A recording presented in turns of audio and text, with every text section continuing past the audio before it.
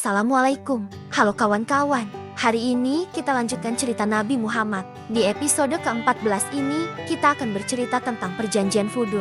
Sebelum kita mulai ceritanya, siapkan kopi dan cemilannya. Dan duduk cari tempat yang nyaman.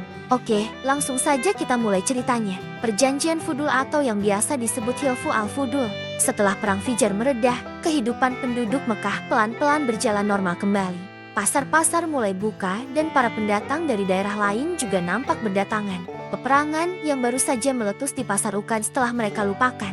Kini perhatian mereka kembali pada mata pencaharian untuk memenuhi kebutuhan hidup. Ketenaran Mekah menarik perhatian seorang pedagang dari pelabuhan Yamani. Ia datang dengan membawa berbagai barang dagangan untuk diperjualbelikan di Mekah sekaligus ziarah ke Ka'bah. Nampaknya nasib sial menimpa pedagang yang satu ini. Sesampainya di Mekah, dagangan yang ia bawa langsung diborong oleh Al-Ash bin Wanil. Sesuai dengan kesepakatan mereka berdua.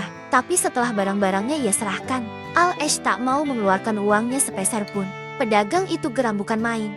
Dia merasa telah dikhianati habis-habisan oleh kabar yang mengatakan bahwa Mekah adalah tempat paling menguntungkan untuk berdagang.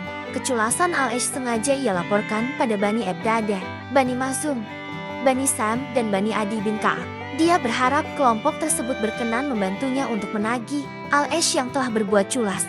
Namun mereka justru acuh tak acuh, bahkan mereka mengancamnya. Maka dengan langkah gontai ia naik ke Bukit Abi Kubais. Di puncak bukit ini ia menirukan jeritan hatinya yang terlunta-lunta. Lantang, fasih dan jelas menggambarkan kepedihan yang mendalam. Wahai keluarga Fir, sesungguhnya hartaku teraniaya di tengah-tengah kota Mekah. Ia jah dari rumah dan hartanya lah sedang melakukan ihram. Yang kusut rambutnya belum melaksanakan umrohnya. Wahai orang-orang yang berada di antara Hijr Ismail dan Hajar Aswad, tolonglah ia, karena sesungguhnya tanah suci hanya berhak ditempati oleh orang-orang yang sempurna dalam kemuliaannya, dan tidaklah tanah suci menjadi tempat bagi orang-orang jahat dan pengkhianat. Begitu mendengar syair itu, Zubair bin Abdul Muthalib yang berjiwa patriotik sontak berdiri. Dia langsung memanggil golongan Muthayyibin yang terdiri dari Bani Hashim, Bani Muthalib, Asad bin Abdul Uzza, Zurah bin Kilab, dan Tayyim bin Marah. Zubair berkata pada mereka, mengapa semua ini dibiarkan begitu saja? Untuk menyikapi peristiwa memalukan itu, akhirnya pada bulan Zulqa'dah digelarlah sebuah pertemuan di rumah Abdullah bin Jud. Di rumah salah seorang sesepuh Quraisy inilah diresmikan beberapa kesepakatan. Inti dari kesepakatan tersebut adalah menindak tegas segala bentuk pelanggaran, baik pelakunya orang Mekah sendiri ataupun dari luar Mekah. Hal ini dimaksudkan agar kesyaliman tidak merajalela di kota Mekah. Di samping itu, perjanjian tersebut juga bertujuan agar semua pihak yang disalimi mendapatkan haknya kembali.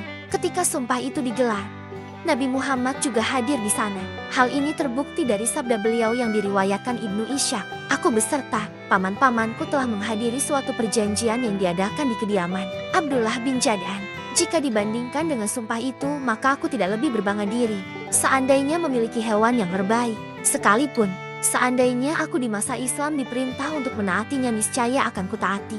Setelah perjanjian itu disepakati, mereka segera pergi ke rumah Al-Asa untuk mengambil barang-barang dagangan orang Zubaidi yang dikhianatinya. Akhirnya dengan bantuan beberapa orang yang memprakarsai perjanjian inilah pedagang itu bisa mendapatkan haknya. Kini ia bisa menikmati hasil dari penjualan barang dagangannya yang jauh-jauh dibawanya dari pelabuhan Yamani. Oke, sekian dulu. Wallahu a'lam bishawab.